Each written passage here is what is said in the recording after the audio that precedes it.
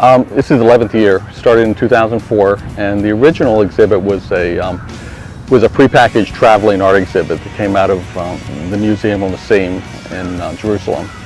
And it traveled the world, and it was very much similar to what you see here in terms of the format of how it was displayed.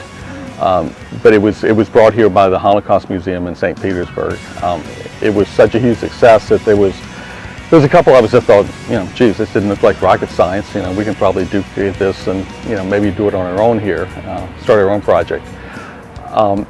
From that first year of original art in which we created our own exhibit, which was 2005, we had 126 submissions, I believe, that we had to kind of comb through to come up with 39 good ones, and it wasn't that easy.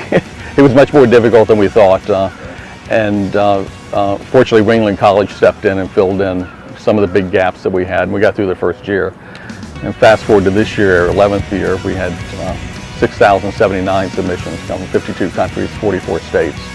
That the top 42 that were selected, you see on display here in the park. The mission is to use art or the arts, and it's not just visual art. We have a creative writing component. We do a lot of partnerships with different organizations. Florida Studio Theater is one of our best partners, and we partner with them using theater to take the message of the value of diversity and help people understand what it means and why it is a value to our community. And if we're going to survive as a community and thrive as a community into the future, we're going to have to learn to embrace that much, much more. Everybody can look at art and understand it and appreciate it. It's a universal language, and I think the fact that we get submissions from 52 countries, I think that proves the point. Everybody can look at art and understand the meaning behind it. This is something that interested me because I'm an actor, and in my industry, there's all sorts of people in it, and people need to realize that who you're working with and who your colleagues are and friends, it doesn't matter who they are, it doesn't matter what religion they come from or ethnicity, and that shouldn't be something that stops you from working with them or becoming friends with them or creating a relationship as a community. They're field trips, so the kids are already, they're happy to be here, they're stoked to be here, and we meet them at the front and we section off into groups. And we like to take them to images that fit their age. We don't take them to images that would scare them or something we wouldn't take them to dark images.